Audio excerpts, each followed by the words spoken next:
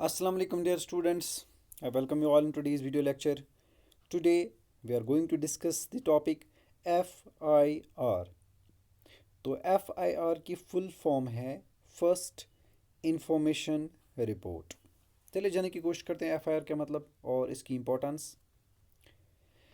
First information report यानी FIR ये वो रजिस्ट्रेशन है जो पुलिस स्टेशन में की जाती है अगेंस्ट द ऑफेंस या अगेंस्ट द ऑफेंडर। ऑफेंडर वो होता है जिसने क्राइम किया है, यानी जब कोई पर्सन क्राइम करता है तो उसके खिलाफ एक रिपोर्ट दर्ज की जाती है पुलिस स्टेशन में, जिसको FIR कहते हैं।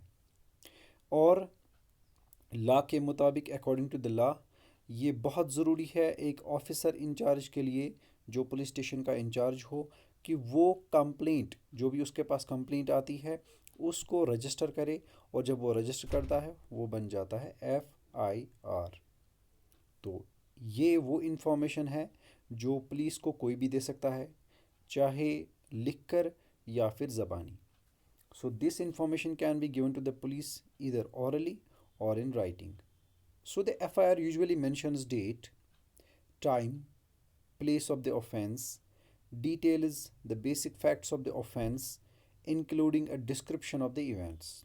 इस FIR में क्या क्या होता है? डेट होता है, टाइम होता है, प्लेस होती है, वो प्लेस जहाँ पे जुर्म हुआ है, जहाँ पे कोई ऑफेंस हुआ है, या फिर वो बेसिक फैक्ट्स यानी कैसे हुआ, कहाँ पे हुआ, पर्सन कौन था जिसके साथ ऐसा हुआ, किस पर्सन ने किया, अगर ये पता चल जाए तो ये भी इसमें ऐड होता है। तो अगर ज़रूरत पड़ी तो जो विटनेसेस अवेलेबल होते हैं उनका भी नाम मेंशन होता है। इस FIR में एक चीज़ बहुत इंपॉर्टेंट है, वो है कंप्लेंट करने वाला, जिसको हम कंप्लेनेंट कहते हैं। यानी ये वो पर्सन है जो कंप्लेंट करता है, जी किसी जगह पे क्राइम हुआ है, किसी जगह पे ऑफेंस हुआ है, फिर उसी की कंप्लेंट को लेकर दर्ज की जाती है रिपोर्ट, जिसको FIR कहते हैं। उस कंप्लेंट में उसका नाम और एड्रेस भी होता है, और फिर फाइनली उसका सिग्नेचर भी होता है, यानी जो कंप्लेंट करता है। तो साइन करने के बाद वो चाहे तो वो एक कॉपी भी ले सकता है, जिसकी कोई पैसे नहीं देने पड़ते हैं, यानी वो फ्री है। तो FIR की कॉपी वो कंप्लेंट करने वाला ले सकता है। इससे पता चलता है जो फर्स्ट इंफॉर्मेशन रिपोर्ट है ये वो बेस है जहाँ से पुलिस इन्वेस्टिगेशन शुरू करती है, यानी जहाँ से उनको पता चलता है कोई क्राइम हुआ है।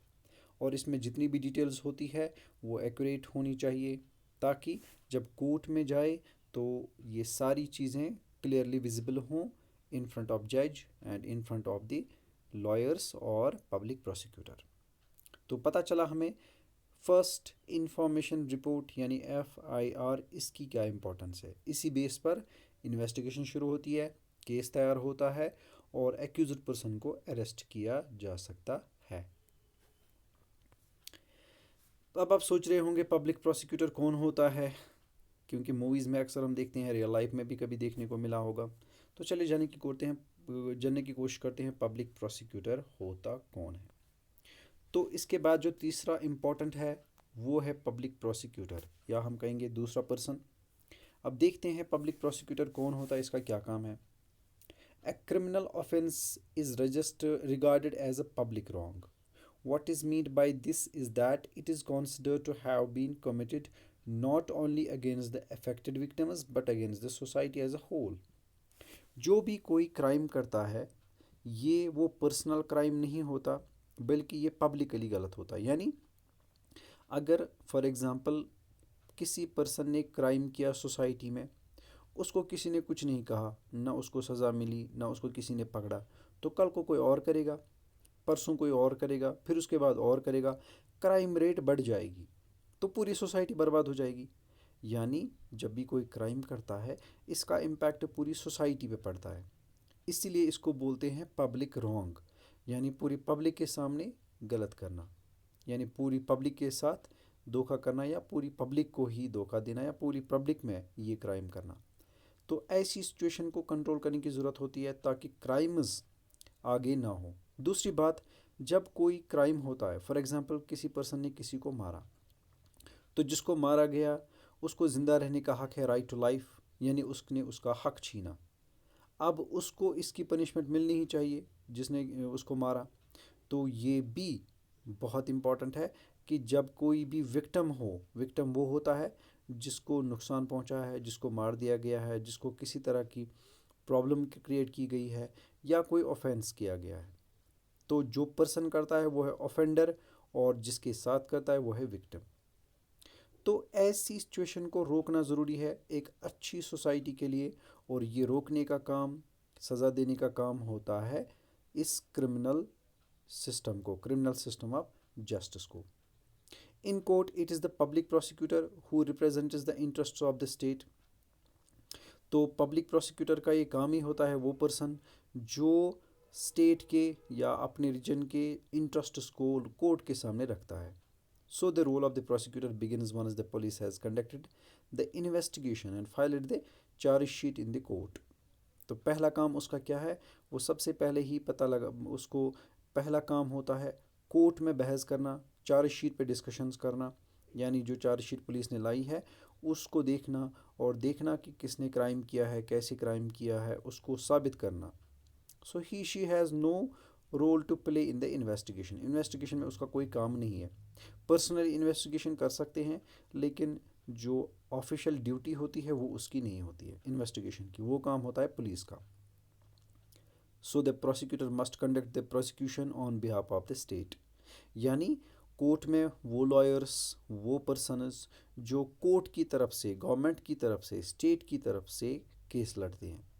यानी एक पर्सन को कोर्ट में लाया गया, अब उस पर मुकदमा चलेगा, मुकदमा चलाने वाला ओबेसली गवर्नमेंट ही होती है क्योंकि जो एफआईआर हुआ है या उसके बाद जो पुलिस ऑफिसर्स है जिन्होंने इन्वेस्टिगेशन की है वो गवर्नमेंट ऑफिशियल्स ही है। तो गवर्नमेंट की तरफ से जो लॉयर अपॉइंट होता है इसको सज़ा देने के लिए, साबित करने के लिए जुर्म हुआ है कि नहीं हुआ है, किसने किया है, या जो जिस पर्सन को पकड़ के लाया गया है उसने क्राइम किया है कि नहीं किया, ये सारा काम करता है प्रोसिक्यूटर। वो इन्वेस्टिगेशन नहीं करता लेकिन डिस्कशन करता है, तमाम फैक्ट्स को देखता है, एविडेंसेस को देखता है, विटनेसेस को देखता है और साबित करना चाहता है, करता है कि पर्सन गिल्टी है या नहीं। So as an officer of the court it is his her duty to act impartially and present the full and material facts, witnesses and evidences before the court, enable the court to decide the case। तो इस तरह से जो public prosecutor होता है वो तमाम facts जो उसको मिले हैं पुलिस की तरफ से उनको देखता है, उनको पूरी तरह से जांचता है और कोर्ट के सामने रखता है और केस फाइल करता है।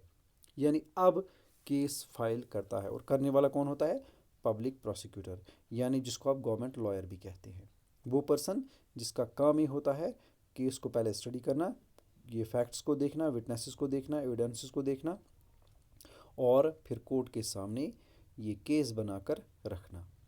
अब फिर उसके बाद डिस्कशंस होते हैं और उसमें कुछ पर्सन्स और होते हैं जैसे डिफेंस लॉयर।